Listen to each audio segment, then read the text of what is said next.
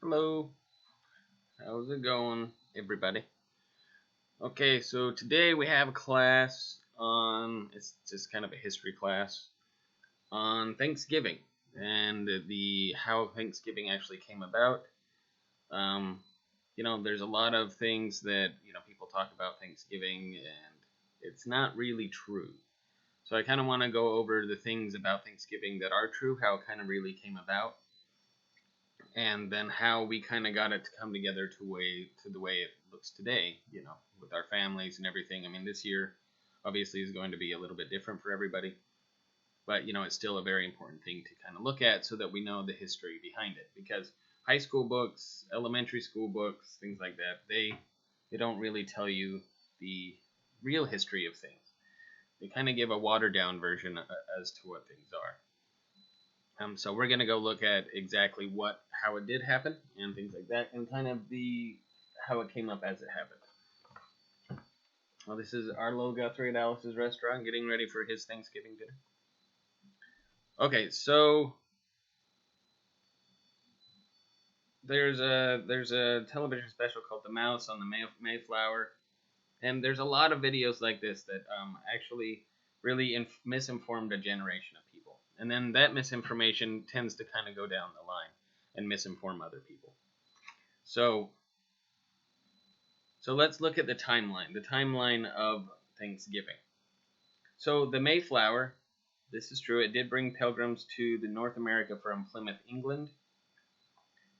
And in 1620, they did disembark on what is now Plymouth, Massachusetts. So they went from Plymouth, England, and they landed on Plymouth Rock in Plymouth, Massachusetts, where they did set up a colony. And in 1621, so 1 year basically after, um, the Pilgrims did celebrate a harvest with a 3-day gathering that was attended by members of the Wampanoag tribe. It's from this that we derive Thanksgiving as we know it. But it wasn't until the 1830s, that it was actually called Thanksgiving Day. And let's find out why. Um, so the holiday wasn't made official until,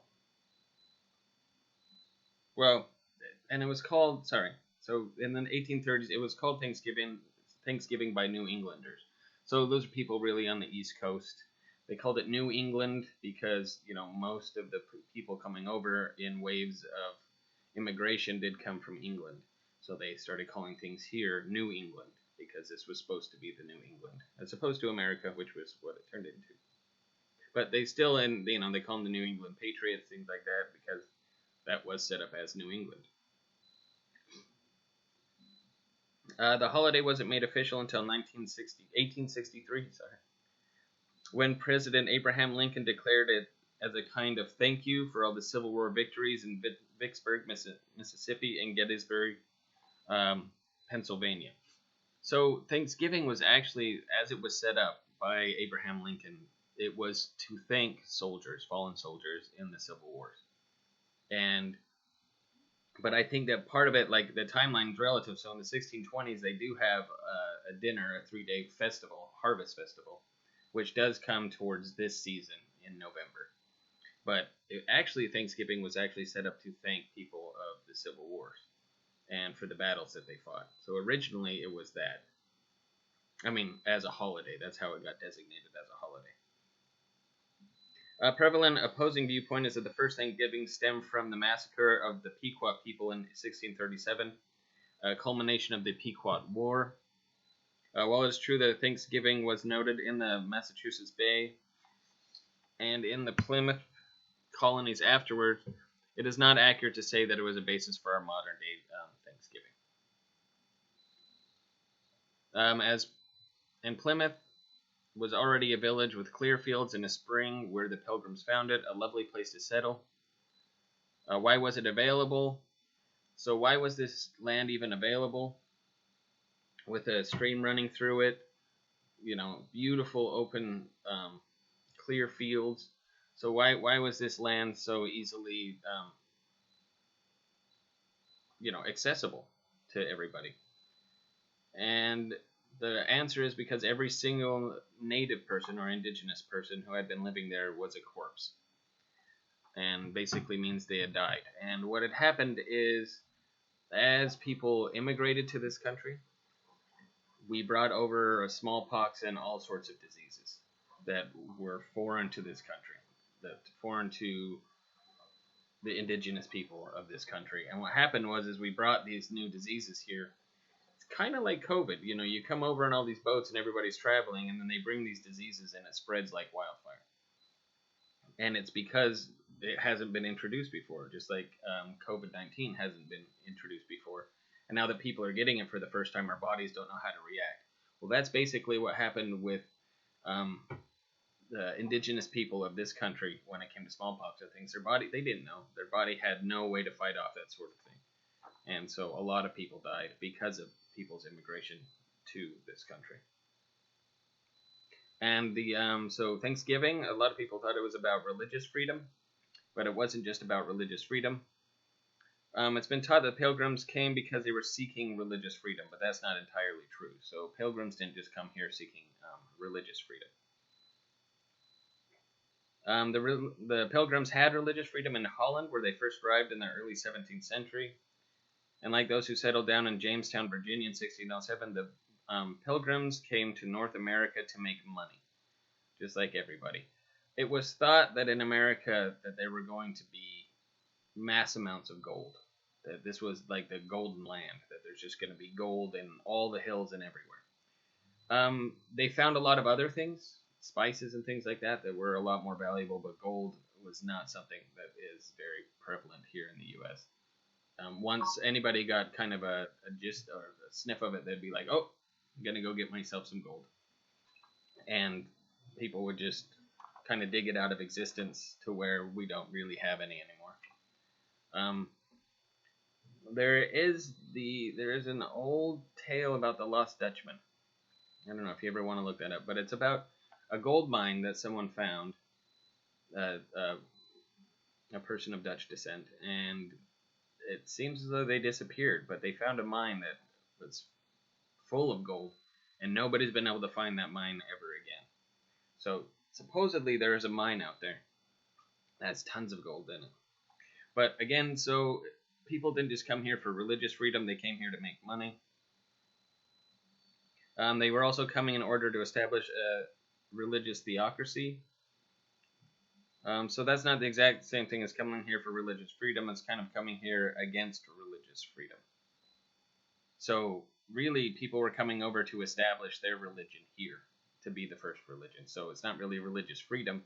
It's coming over to say, oh, no, we're going to be the main ones. And, and a lot of people came over trying to do that. Also, the Pilgrims never called themselves Pilgrims. They were separatists. The term Pilgrim didn't surface until around 1880. So if you think about it, people talk about the Pilgrims in the 1620s. Really, they were kind of a separatist group that came over and tried to establish their own religion. But like I said, they did have a 3-day feast, which, was memorable enough that I think that kind of holds over for Thanksgiving as well. Next part, there was no evidence that native people, I keep saying native, it's really indigenous because they're indigenous of this country. It's like technically my family, I'm indigenous to England and Europe because that's where my family came from. But I'm indigenous to this country because I was born here. But I'm not really indigenous because my ancestors did not come from here. So there's no evidence that the indigenous tribes were invited to any sort of Thanksgiving thing.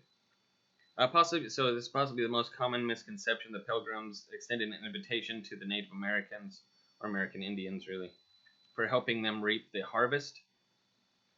The truth of how they all ended up feasting together is really unknown. The English written record does not mention an invitation, and Wampanoag oral tradition does not seem to reach back to this event. But there are reasons the Wampanoag leader could have been there. His people had been planting on the other side of the brook from the colony. Another possibility is that after the harvest was gathered, he was making diplomatic calls. So, there's not a ton of record that this actually happened or that there was even an invitation given, but there is enough that, according to Early, that something like this did happen. That American Indians did join a feast with the Separatists, which were not called Pilgrims, but now are called Pilgrims in history. So, and that was very beginning. Again, that was in the 1620s. So the deadly conflicts came after, though, created an undercurrent that it glossed over. We might as well take shards of fairness and idealism and so on wherever we find them in our past and recognize and give credit to them. Because at first, a lot of what was going on with the indigenous tribes of this country, there weren't that many warring conflicts at first. It was people were just trying to kind of barely get their feet wet and get established in a colony in the Americas. And but much later, things got very bloody and not good when it came to our relationships with the indigenous people of this country. But as far as Thanksgiving is concerned, the feasting together, this all happened before the wars and everything kind of started to break out. The role of Squanto is complicated. Tisquantum, known as Squanto, did play a large role in helping the Pilgrims as American children are taught. Squanto's people, the Patuki, a band of the Wampanoag tribe, had lived on the site where the Pilgrims settled. When they arrived, he became a translator for them in diplomacy and trade with other American Indians, and showed them the most effective method of planting corn and the best locations to fish. So Squanto did play quite a large role in helping in terms of diplomacy, because he was bilingual, at least spoke enough English that he could speak English to the people settling, but then he could also translate to other tribes between, like, how do we want to trade, how do we want to do this, and setting up lines of diplomacy between the tribes and the settlers. But Squanto was captured by the English in 1614 and was later sold into slavery in Spain. So thanks for all your help, Mr. Squanto. So Squanto spent several years in England, where he learned English. He returned to New England in 1619, only to find his entire Patuki tribe dead from smallpox. He met the Pilgrims in March 1621. So again, we brought over a lot of plagues, a lot of things that were not good for American Indians in this country. And so that's kind of, how it happened, the diplomacy between us and others. So, the Thanksgiving part, I guess, kind of comes from us being able to relate and actually speak with the indigenous people of this country. And, eventually we did kind of start to figure some things out, but, I don't know how much things where we get it. But Squanto was definitely a helpful person, definitely was trying to help make it a smooth transition. And finally, there's no evidence from the first Thanksgiving that turkey was ever served. There was no mention of turkey being at the 1621 bounty, and there was no pie. So this was the first one where they had the 3-day event, and I think that's why they usually have it on the weekend on Thanksgiving, because it's actually a 4-day event. But there's no pie, no turkey. There was no mention of this. Settlers lacked butter and wheat flour for a crust, and they had no oven for baking. What is known is that the Pilgrims harvested crops from the Wampanoag. The Pilgrims harvested crops, and that the Wampanoag brought 5 deer. So they had the crops, probably corn, things like that, from to have on the side, and then the Wampanoag brought 5 deer, and I'm sure they used every piece of the deer. So that would have been a nice meal. There are primary source writings about wild turkey being abundant in that area that fall, that they do not specifically mention if they were at the first Thanksgiving. So there were wild turkeys around, but there's no evidence that they actually had them at the first Thanksgiving. What they do, again, is the deer and the crops. But most experts agree that there were certainly some wild fowl or bird at the first Thanksgiving or the first 3-day harvest festival. Possibly goose, duck, or turkey, possibly. Served along with a venison, which venison is meat deer. It's another way of, that's what they call it, is venison. If you were eating deer, you're eating venison. Brought by the native people as the only items explicitly mentioned. However, there's no direct evidence proving the turkey was in fact served. The meal may have also included cornmeal, pumpkin, succotash, and cranberries. There were no sweet potatoes in North America at the time, so there was no sweet potatoes or sweet potato pie. And contrary to popular depictions, there are about 90 native people in attendance, almost double the number of pilgrims by some account. So that's a pretty big one. So 180 pilgrims and about 90 people from the Wampanoag tribe. So that's kind of how it started. So, Thanksgiving itself, it has its roots in joining together food and things that people can each bring, which is definitely part of our Thanksgiving tradition now. Everybody tends to bring their own dish, kind of say, hey, here's what we're going to bring, here's what we're going to bring. And it kind of comes from that 1621 harvest, the 3-day harvest, that, the Wampanoag tribe, they're like, oh, we'll bring some deer, and then, we'll shuck some corn, and we'll bring some cranberries and stuff like that. We'll get together, and we'll make some wonderful food together. And so that's how that part of the tradition started. But then what Thanksgiving's actually for, what we're giving thanks to as an actual holiday, which President Lincoln made it, is that we made it something that was for people who fought in the Civil War and people at specific battles that a lot of people lost their lives. And President Lincoln wanted to pay thanks to them and have really kind of a somber thing, and then to join in with food. Like, let's get together and talk and be thankful for what we have. And then obviously Squanto helped out a lot, and there was no turkey, no pie at the first Thanksgiving. But the good thing is that as things developed, the menu expanded. Now we have crazy things. So, they talked about the fowl here. Now we have turducken, which is a chicken stuffed inside a duck, stuffed inside a turkey. So talk about your wild game fowl. Now we have all three together in one that you can actually do. So things have expanded, but so this is just kind of an idea of what Thanksgiving is and how it developed into what we have today. And I hope that you all have a wonderful Thanksgiving, think good thoughts, and have a wonderful meal.